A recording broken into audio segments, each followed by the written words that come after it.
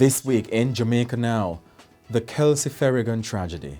National outrage as a 9-year-old girl is murdered and her body dumped in a barrel. The trial of the cop accused of murdering Donna Lee Donaldson has started.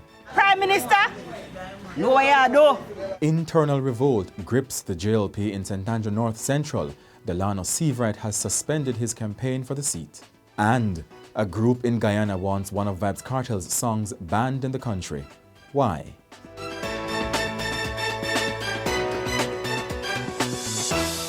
I'm Jovan Johnson and this is Jamaica Now. Grief gripped St. John's Primary in Spanish Town on Monday as students mourned the brutal killing of 9-year-old grade 3 student Kelsey Farriagan. Kelsey's body was found in a barrel at her home by her brother last Friday night, a crime that triggered public outrage. The police suspect she was sexually assaulted. On Monday, her classmates returned to school in silence, many clinging to parents. Her desk became a glowing memorial of flowers, candles and notes. Kelsey's teacher, Candice Coburn, wept as she remembered the child's warmth and leadership.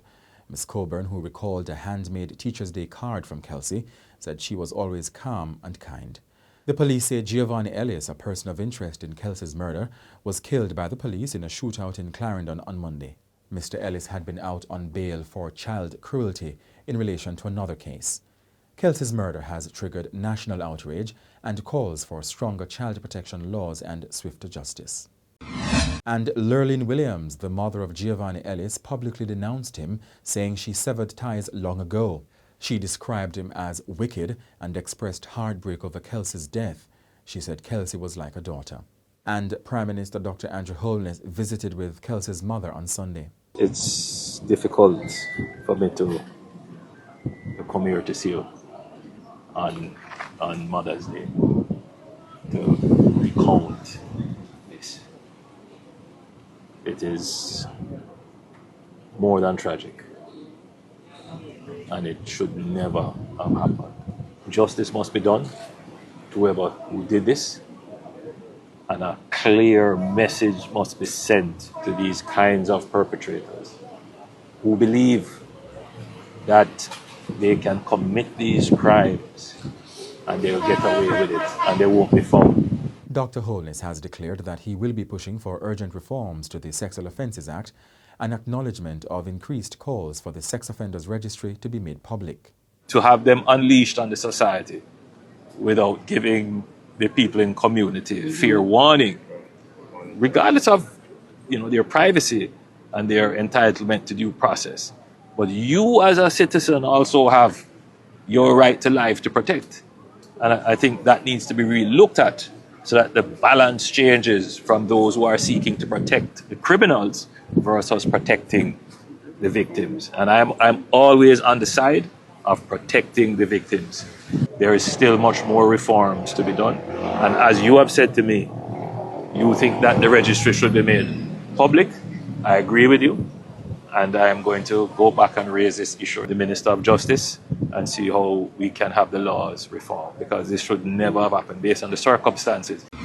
Sophia Lugg stunned a courtroom on Thursday with a claim that the father of Constable Noel Maitland told her that they both knew who killed her daughter, social media influencer Donna Lee Donaldson.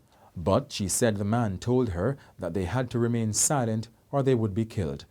The revelation came during cross-examination as Mr. Maitland stands trial in the Home Circuit Court for Donaldson's murder and preventing the lawful burial of a corpse. Ms. Donaldson's body has never been found. The defense challenged Ms. Lugg's account, suggesting that she had exonerated Mr. Maitland in the conversation, but she firmly denied doing that. Ms. Lugg also testified that Mr. Maitland's child's mother, a district constable, once had a physical altercation with Ms. Donaldson. She also said that the woman threatened to kill herself and Mr. Maitland. Earlier in the week, a tearful Lugg recalled her frantic efforts to reach her daughter, who vanished after leaving home with Mr. Maitland on July 11, 2022. She said Ms. Donaldson called the next morning to ask her to feed her dog, but was never heard from again. Also during cross-examination, the defense suggested that Ms. Donaldson may have left the country, pointing to her missing passport. But Ms. Lugg dismissed that. She said the passport was Ms. Donaldson's only form of identification. Ms. Lugg filed a missing person report on July 13. Mr. Maitland reportedly turned up at the police station but left without giving a full statement. The case is being heard by Justice Leighton Pusey and a 7-member jury. The governing Jamaica Labour Party JLP is grappling with a revolt in St Andrew North Central after Senator Delano Seiveright suspended his campaign to replace veteran MP Carl Samuda on Tuesday. Just the day before, workers from the constituency confronted JLP General Secretary Dr Horace Chang at the party's Belmont Road headquarters in St Andrew. Leaked audio of the meeting included the workers accusing the party's leadership of trying to replace Mr Seiveright with attorney Christian Tavares-Finson, the son of Senate President Tom Tavares-Finson. It also emerged this week that supporters threatened roadblocks, forcing JLP operatives to intervene. There is also talk that Mr. Samuda, who is 83, will run again. That possibility is being interpreted by some constituents as Samuda bowing to the JLP faction that does not want Mr. Seiveright in the seat. Mr. Seiveright had supported Prime Minister Dr Andrew Holness's rival Audley Shaw in a leadership contest over a decade ago. Charmaine Simmons of Park Lane, a JLP enclave in the constituency, issued a warning to Prime Minister Dr Andrew Holness and Dr Chang. Stand still! Election day if we don't get him. Because him we say, and not him we want. Delegates supposed to speak. Nobody not supposed to just push in smarty power we saw. And that me say. So what message you have for Prime Minister and Dr Chang? Well, do the right thing. Them supposed to do the right thing. Make the delegates speak. You understand? Make them do the right thing because we are march guard Belmont Road if we don't get the land. No vote! Dr. Chang said that them are trying to have no selection in IC. They don't want to vote because vote can be divisive. It can... No vote, no divide, no seat. Or then do country and no go on wrong. So what make a yes so? Because they must sabotage the man. Sabotage the man. And that's not right. They must sabotage the man and that's not right. Let the people them speak. You see? Show. One Delano Seiveright. Nobody else. Him alone we know. We don't know nobody else. Delegate speak. We don't know nobody else. Show a labor right. We not switch. Yeah. We are still right here, sir. Yeah. And if not coming, we not vote. Vote. Oh. See him, sir. How long your labor right now? You understand me? I vote nearly, me a 63, about 40 years now, me a vote or more. And a labor right me vote for. Win, draw, lose, labor right. Okay. So, Prime Minister, know what you do. Mind you lose, not Central St. Andrew seat. Mind what you do, Prime Minister. All right. Meanwhile, Pauline Samuda, a power broker in the constituency and wife of the MP, revealed that Mr. Seiveright's Good Friday announcement of his application to replace Mr. Samuda was timed to thwart a reported move by the party to name Mr. Tavares-Finson. Mr. Seiveright says the suspension is to give the party space to deal with the tensions. He says he's not withdrawing. Dr. Chang, meanwhile, has insisted that the selection will be settled this month. The general election is expected by September. The Auditor General's Department has found that the Rural Agricultural Development Authority, RADA, cannot verify whether $54 million worth of fertiliser distributed through members of Parliament and one opposition caretaker between 2019 and 2023 reached legitimate farmers.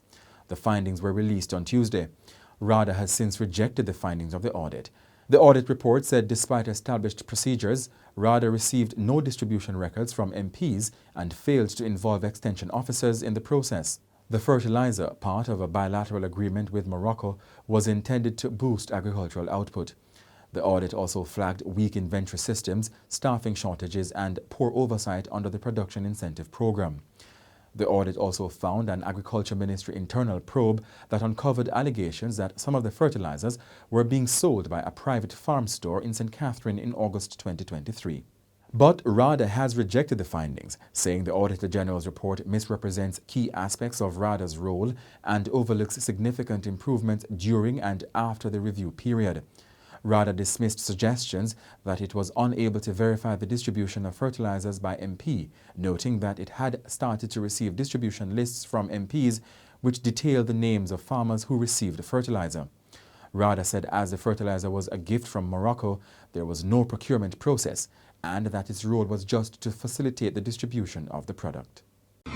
The National Water Commission, NWC, has stopped sharing water quality reports with the Kingston and St Andrew Municipal Corporation, KSAMC, citing public mistrust and alleged misrepresentation by the local authority.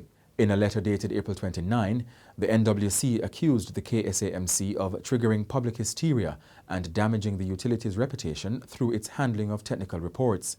It said negative reactions from local and international customers forced it to reconsider the arrangement and that the Health Ministry will now handle water quality disclosures.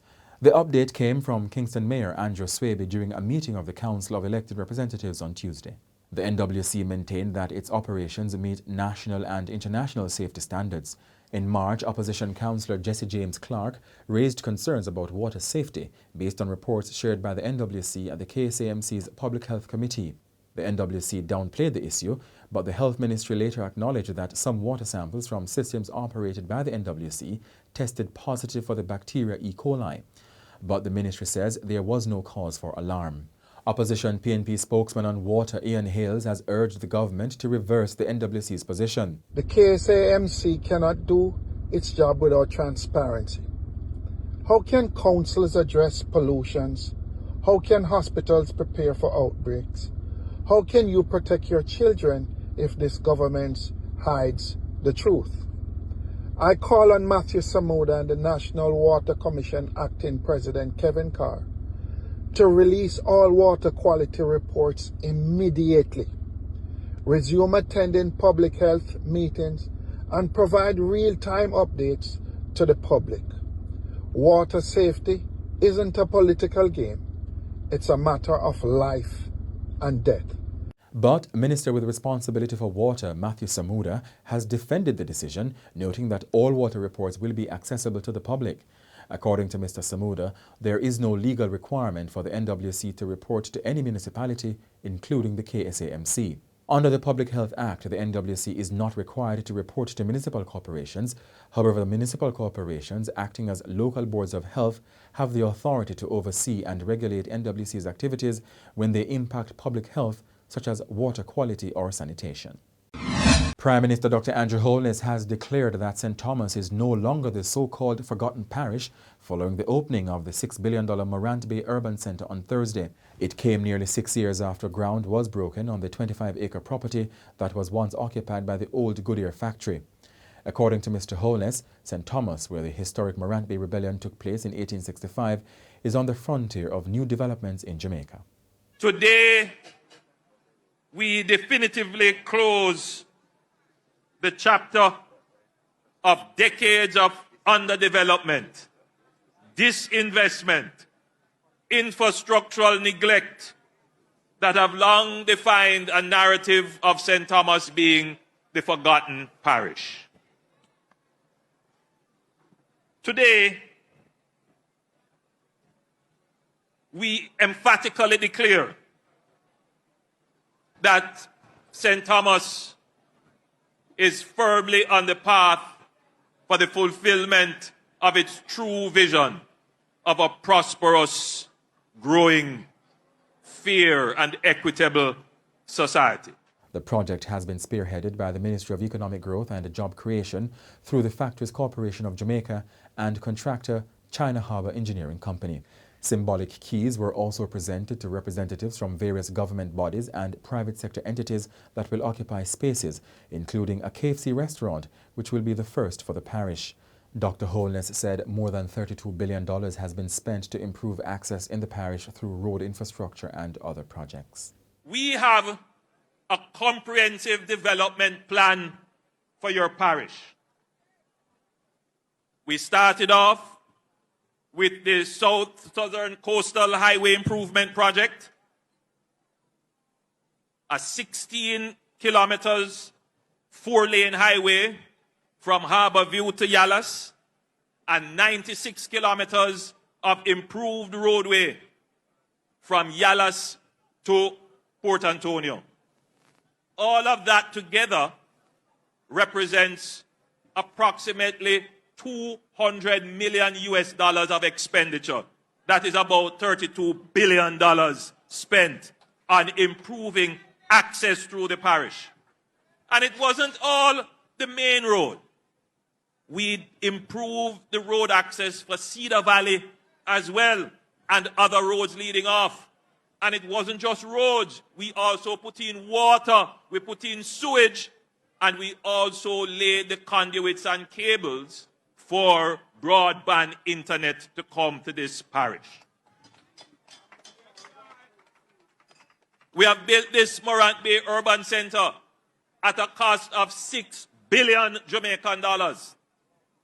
We have built the Yalas Fire Station at a cost of 163 million Jamaican dollars.